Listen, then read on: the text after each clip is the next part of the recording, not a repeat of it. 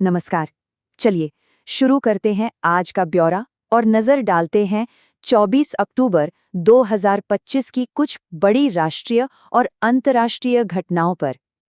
तो आज हम क्या क्या देखने वाले हैं। सबसे पहले बात होगी पर्यावरण और ग्लोबल पॉलिसीज की। फिर चलेंगे दक्षिण अमेरिका, जहां के राजनीतिक हालात पर नजर डालेंगे। इसके बाद स्पोर्ट्स की दुनिया से कुछ बड़ी खबरें हैं। फिर सुरक्षा और रणनीति, और आखिर में बात करेंगे हमारी संस्कृति और विरासत की। तो चलिए शुरू करते हैं हमारे पहले सेक्शन के साथ। यहाँ हम देखेंगे कि कैसे भारत की पर्यावरण से जुड़ी कोशिशें बड़े पैमाने पर अंतर्राष्ट्रीय सहयोग से जुड़ती हैं। तो सबसे पहला सवाल यही उठता है कि भारत सच में कितना हरा भरा हो रहा है। मतलब जमीनी हकीकत क्या है, चलिए आंकड़ों में देखते हैं। देखिए, ग्लोबल फॉरेस्ट रिसोर्सेज असेसमेंट 2025 की जो ताज़ा रिपोर्ट आई है, उसके हिसाब से भारत अब दुनिया में 9वें नंबर पर पहुंच गया है। ये एक अच्छी खबर है, क्योंकि पिछली रिपोर्ट में हम 10वें स्थान पर थे, तो एक पायदान का सुधार हुआ है। लेकिन कहानी यहीं खत्म नहीं होती। इसमें एक और दिलचस्प पहलू है। कुल क्षेत्रफल में तो हम 9वें नंबर पर हैं, ठीक है, लेकिन हर साल जो जंगल बढ़ रहा है, उस रफ्तार के मामले में हम दुनिया में तीसरे नंबर पर हैं। इसका मतलब है कि हमारे जंगल बढ़ाने की जो गति है, वो काफी तेज है। और ये सारी जानकारी हमें कहाँ से मिल रही है? ये आती है ग्लोबल फॉरेस्ट रिसोर्सेज असेसमेंट से। ये यूएन की संस्था फूड एंड एग्रीकल्चरल ऑर्गेनाइजेशन यानी FAO हर 5 साल में जारी करती है। ये एक बहुत ही अहम रिपोर्ट है, जो पूरी दुनिया के जंगलों का लेखा जोखा रखती है। और जब यूएन की बात छिड़ी ही है, तो आज 24 अक्टूबर का दिन वैसे भी बहुत खास है, क्योंकि ठीक इसी दिन 1945 में यूनाइटेड नेशंस की नींव रखी गई थी। और आज ये संगठन अपनी 80वीं सालगिरह मना रहा है। सोचिए, 80 साल! ये वैश्विक शांति और सहयोग के लिए एक बहुत बड़ा मील का पत्थर है। अच्छा, ये यूएन काम कैसे करता है? बहुत संक्षिप्त में समझें तो इसके कुछ मुख्य अंग हैं, जैसे जनरल असेंबली, जहां सभी सदस्य देश मिलते हैं। फिर है सिक्योरिटी काउंसिल, जो शांति और सुरक्षा का जिम्मा संभालती है। और इनके अलावा भी कई परिषदें हैं जो आर्थिक, सामाजिक और कानूनी मामलों को देखती हैं। चलिए अब दुनिया के एक दूसरे कोने में चलते हैं। हमारा फोकस है अब दक्षिण अमेरिका पर, जहां दो पड़ोसी देशों बोलिविया और पेरू में बिल्कुल अलग अलग राजनीतिक तस्वीरें देखने को मिल रही हैं। पहले बात बोलिविया की। यहाँ एक शांतिपूर्ण लोकतांत्रिक बदलाव हुआ है। रोड्रिगो पाज ने राष्ट्रपति चुनाव में एक बड़ी जीत हासिल की है। उन्हें 54.6% वोट मिले हैं, और अब वो मौजूदा राष्ट्रपति लुइस आर्से की जगह लेंगे।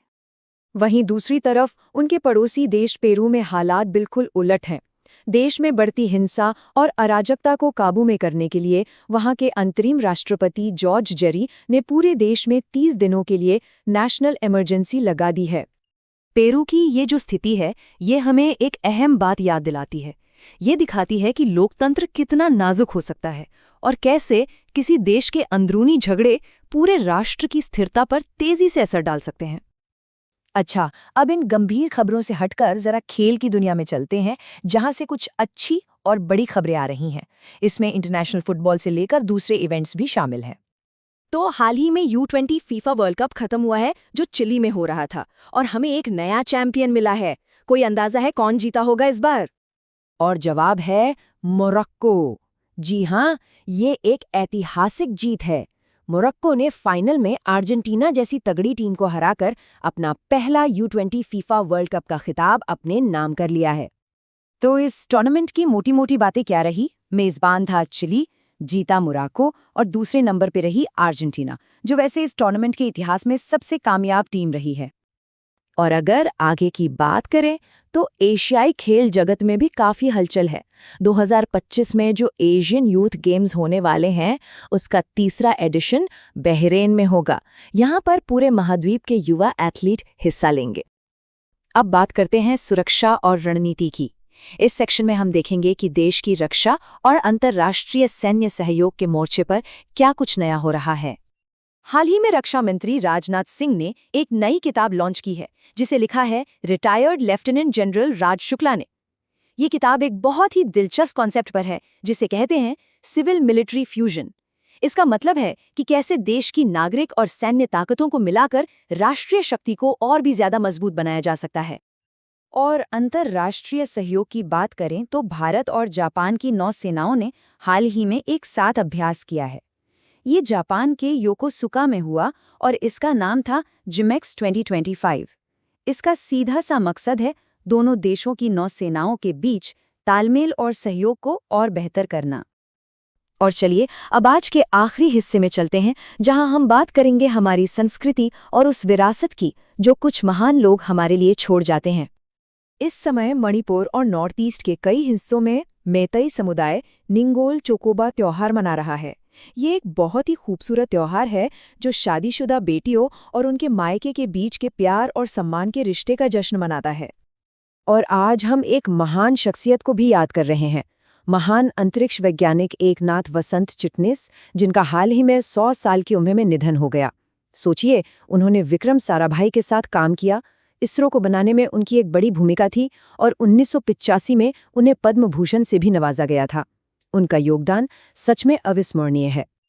तो आज की सारी चर्चा के बाद एक सवाल मन में आता है कि जैसे जैसे देश टेक्नोलॉजी और सुरक्षा में आगे बढ़ रहे हैं, ये कैसे पक्का किया जाए कि हमारी सांस्कृतिक विरासत और चिटनिस जैसे महान लोगों की यादें भी उतनी ही अच्छी तरह से संजोई और मनाई जाएं।